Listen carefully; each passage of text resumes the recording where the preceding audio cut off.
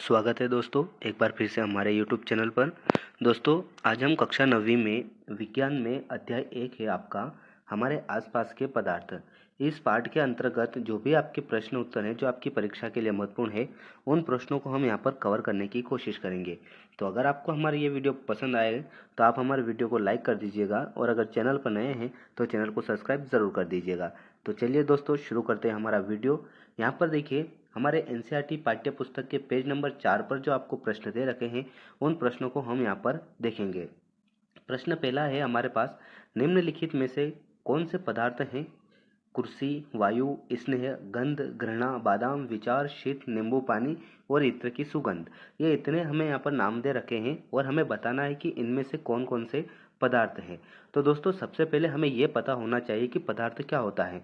तो पदार्थ जो होता है दोस्तों, इनका जो द्रव्यमान होता है और ये स्थान कहते हैं। पदार्थ में क्या होता है, इनका कुछ द्रव्यमान होता है और पदार्थ स्थान कहते हैं। तो ऐसी चीज़ें जो है यहाँ पर, तो वो हो जाएगी हमारी कुर्सी, वायु, बादाम और नींबू पानी। ये जो है ये पदार्थ के उदाहरण हैं, क्योंकि इनका एक द्रव्यमान होता है और ये स्थान को भी घेरते हैं। अगला क्वेश्चन हम देखते हैं दोस्तों। तो दूसरा प्रश्न हमें दिया हुआ है यहाँ पर, निम्नलिखित प्रेक्षण के कारण बताइए। हमें यहाँ पर एक प्रेक्षण दे रखा है, उसका कारण बताना है।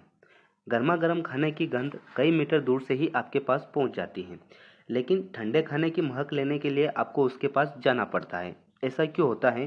देखा होगा आपने, अगर कहीं पर खाना बन रहा है, गर्मा गर्म खाना होता है, तो उसकी जो खुशबू होती है वो हमारे पास दूर से ही आ जाती है। लेकिन अगर ठंडा खाना होता है तो उसकी महक लेने के लिए हमें उसके पास क्यों जाना पड़ता है? इसका हमें कारण बताना है। तो इसका उत्तर होगा, गर्मा गर्म खाने की गंध कई मीटर दूर से ही हमारे पास पहुंच जाती है, क्योंकि तापमान बढ़ने पर गर्म खाने से निकलने वाली गैस की कणों की गति बढ़ जाती है, जिससे उसकी गतिज ऊर्जा भी बढ़ जाती है, तथा ठंडे खाने की महक की तुलना में विसरण तेजी से होता है।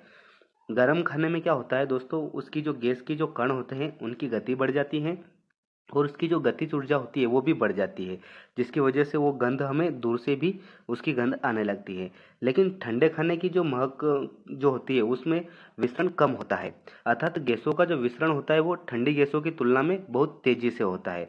गर्म गैसों का जो विसरण होता है, गर्म खाना जो होता है उसका जो विसरण वो ठंडे खाने की तुलना में ज़्यादा होता है, इसलिए हमें गर्म खाने की खुशबू दूर से ही आ जाती है। अगले प्रश्न की ओर चलेंगे। हमारा तीसरा प्रश्न हमें दिया हुआ है, स्विमिंग पूल में गोताखोर पानी काट पाता है, इससे पदार्थ का कौन सा गुण प्रक्षेपित होता है? स्विमिंग पूल के अंदर जो गोताखोर होते हैं, तैराक जो होते हैं, वो पानी को काट कर आगे बढ़ते हैं। तो हमें बताना है कि इससे पदार्थ का कौन सा गुण प्रक्षेपित होता है। तो इसका उत्तर होगा, स्विमिंग पूल में गोताखोर पानी काट पाता है, इससे पदार्थ के निम्न गुण प्रक्षेपित होते हैं। पहला गुण है, पानी के कणों के बीच की दूरी अपेक्षाकृत अधिक होती है, जिसके कारण पर्याप्त रिक्त स्थान होता है। पानी के जो कण होते हैं उनके बीच की दूरी अधिक होती है, जिसके कारण पानी के कणों के बीच में रिक्त स्थान होता है। और जल के कणों के बीच आकर्षण बल कम होता है, इसकी वजह से भी गोताखोर पानी को काट पाता है। प्रश्न चौथा देखिए, पदार्थ के कणों की क्या विशेषता होती है? बहुत ही महत्वपूर्ण प्रश्न है आपका, आईएमपी समझ लीजिए इसको, आपकी परीक्षा के लिए यह हर परीक्षा में पूछा जाता है। हमें पदार्थ के कणों की विशेषता बताना है।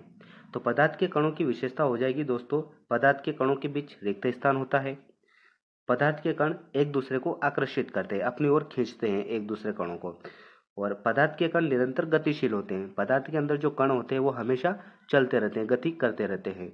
और चौथा गुण हो जाएगा, पदार्थ के कण बहुत ही छोटे होते हैं, बहुत ही छोटे होते हैं, जिसकी वजह से इनके बीच में रिक्त स्थान भी होता है।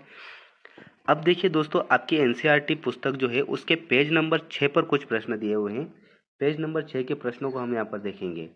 प्रश्न पहला है, किसी तत्व के प्रति इकाई आयतन के द्रव्यमान को घनत्व कहते हैं, है ना? तो घनत्व बराबर द्रव्यमान बटे आयतन होता है। तो बढ़ते हुए घनत्व के क्रम में निम्नलिखित को व्यवस्थित करें। वायु, चिमनी का धुआं, शहद, जल, चाक, रुई और लोहा, इनको हमें घनत्व के आधार पर व्यवस्थित करना है बढ़ते हुए क्रम में। तो इसका उत्तर होगा, सबसे पहले दोस्तों हमारा आ जाएगा वायु, उसके बाद आएगा चिमनी का धुआं, फिर रुई, उसके बाद जल, शहद, चाक और आखिरी में आएगा हमारा लोहा। नीचे कुछ प्रश्न और हैं। हमारा प्रश्न नंबर 2, प्रश्न नंबर 2 में हमें क्या दिया हुआ है, पदार्थ की विभिन्न अवस्थाओं के गुणों में होने वाले अंतर को सारणीबद्ध कीजिए। पदार्थ के अवस्थाओं के गुणों में अंतर को हमें बताना है, और बहुत ही महत्वपूर्ण प्रश्न है दोस्तों, आपके आईएमपी प्रश्न है ये। आपकी परीक्षा में ये प्रश्न हमेशा पूछा जाता है। आप इस सारणी को आईएमपी समझकर याद कर लीजिएगा, क्योंकि ये प्रश्न त्रैमासिक परीक्षा में, अर्धवार्षिक परीक्षा में और वार्षिक परीक्षाओं में, तीनों परीक्षाओं में ये प्रश्न आने की संभावना रहती है। तो हमें पदार्थ के गुणों के अंतर बताना है। तो देखिए दोस्तों, गुणों का जो पहला होता है हमारा आकार। तो ठोसों का जो आकार और वो जो होता है वो निश्चित होता है और स्पष्ट सीमाएं होती हैं। लेकिन द्रव्य जो होता है, द्रव का कोई भी आकार निश्चित नहीं होता है। इसको जिस बर्तन में हम रखते हैं उसी बर्तन का ये आकार ले लेता है। और गैसों में भी कोई भी आकार निश्चित नहीं होता है। आयतन की अगर हम बात करें तो ठोसों का आयतन निश्चित होता है, द्रव में भी आयतन निश्चित होता है, लेकिन गैसों में कोई भी आयतन निश्चित नहीं होता है। गैसों को हम जिस बर्तन में रखेंगे ये उसी बर्तन का आकार जो होता है वो उस आयतन को ले लेती हैं। तरलता की अगर हम बात करें, दृढ़ता और तरलता की, तो ठोस जो होते हैं ये दृढ़ होते हैं तथा बहते नहीं है। द्रव ठोस मजबूत होते हैं और बहते नहीं है। लेकिन द्रव ये क्या होते हैं, दृढ़ नहीं होते हैं बल्कि तरल होते हैं तथा बह सकते हैं। जैसे कि पानी, पानी को हम द्रव मान सकते हैं, ये बह सकता है, तरल होता है। और गैसें जो होती है ये बह सकती हैं, है ना, गैसें भी फ्लो करती हैं तो गैसें भी बह सकती हैं। कणों के बीच आकर्षण की बल की बात अगर हम करें तो ठोसों में ये अधिकतम होता है, द्रव में ठोस से कम होता है। और गैस जो होती है इसमें ठोस और द्रव दोनों से कम होता है। गैसों के अंदर आकर्षण बल ठोस और द्रव दोनों से कम होता है।